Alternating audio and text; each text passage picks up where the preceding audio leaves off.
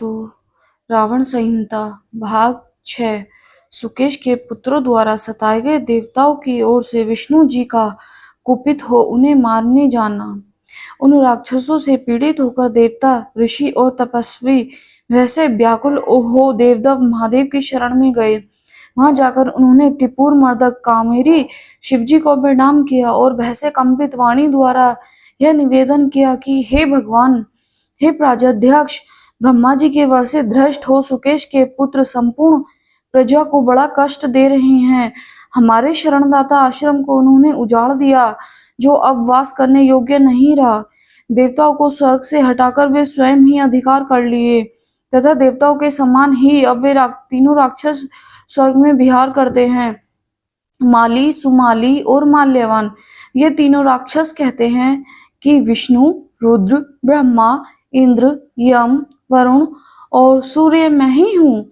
अब तो उन दुर्धर्ष और अहंकारी राक्षसों के साथ रहना हमारे लिए बड़ा कठिन हो गया है, क्योंकि वे हम सबको बड़ा कष्ट दे रहे हैं। हे प्रभु, हम आपकी शरण आए हैं, उनका नाश कर हमें अभय दीजिए। तब उन समस्त देवताओं की इस प्रार्थना को सुनकर कपर्दी नील लोहित महादेव जी ने कहा, देवताओं, मैं तो उन राक्षसों को न मार सकूंगा, क्योंकि मुझसे तो वे अवध्य हैं, परंतु मैं तुम्हें यह उपाय बताता हूँ कि उन्हें कौन मार सकेगा। हे महर्षियों, तुम लोग इसी प्रकार देवताओं सहित भगवान विष्णु की शरण में जाओ, वे उनका नाश कर डालेंगे। भगवान शिवजी के ऐसा कहने पर देवता उनकी जय जयकार कर निशाचरों के भय से पीड़ित हो विष्णु जी के पास गए। वहां जाकर उन्होंने शंख, चक्र, गदाधारी देवनारायण के चरणों में प्रणाम किया और व्याकुलता से कहा कि हे देव, सुकेश के 3 पुत्रों ने वरदान की शक्ति से आक्रमण करके हमारे स्थान हरण कर लिए हैं। त्रिकुट पर्वत के शिखर पर लंका नाम की जो दुर्गम नगरी है, वहीं रहकर वे निशाचर हम सब देवताओं को कलेश दे रहे हैं। हे मधुसूदन, हमारे हितार्थ आपको उनका संहार करें। हम सब आपकी शरण में आए हैं, हमारी रक्षा करें। आप अतिरिक्त ऐसा कोई नहीं है जो हमारी रक्षा कर सके। राक्षस मद से मतवाले हो रहे हैं, अतः आप अपने चक्र से उनका सिर काटकर हमें अभय दीजिए। देवताओं के इस प्रकार के निवेदन को सुनकर देवादिदेव जनार्दन उन्हें अभय देते हुए बोले, शिव से दंपित राक्षस सुकेश को मैं जानता हूँ तथा उसके पुत्रों को भी, जिनमें माल्यवान श्रेष्ठ मैं अपरिचित नहीं हूँ। वे अवश्य ही धर्म की मर्यादा का उल्लंघन कर रहे हैं। मैं उनका नाश करूंगा, तुम बस चिंता त्याग दो। समर्थ विष्णु से ऐसा आश्वासन पाकर देवता उनकी जय जयकार करते हुए अपने अपने स्थान को चले आए। जब उनका समाचार माल्यवान को प्राप्त हुआ, तब उसने अपने दोनों भाइयों को बुलाकर विष्णु जी के कुपित होने की सब बात कह सुनाई और कहा कि अब इस विषय में हम लोग भी उचित कार्यवाही करें, क्योंकि हिरण्यकश्यप तथा अन्य देवद्रोही दैत्य को इन्हीं विष्णु ने मारा है। माल्य, यमलार्जुन, हार्दिक्य, शुंभ, निशुंभ आदि बड़े बड़े बलवान और शक्तिशाली असुर इन्हीं के हाथ से मारे गए हैं। अब वही नारायण हमें भी मारना चाहते हैं, अतः हम भी कोई उचित उपाय करें। तब ज्येष्ठ भ्राता माल्यवान की यह बात सुनकर सुमाली और माली ने कहा, भाई, हम लोगों ने स्वाध्याय, दान और यज्ञ किए हैं, ऐश्वर्य की रक्षा तथा उसके उपयोग भी किया है। हमने आरोग्य पद जीवन पाया है तथा अपनी कुल परंपरागत हमने धर्म की स्थापना की है।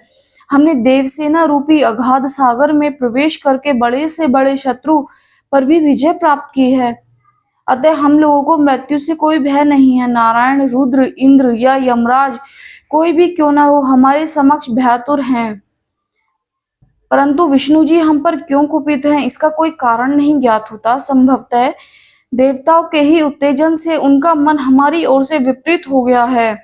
ये तब हम सब एकत्र होकर आज ही सब देवताओं का वध कर डालें, यह उचित है, क्योंकि उन्हीं के कारण यह उपद्रव उपस्थित हुआ। ऐसा विचार कर उन्हें महाबली निशाचरों ने युद्धोद्योग की घोषणा कर दी।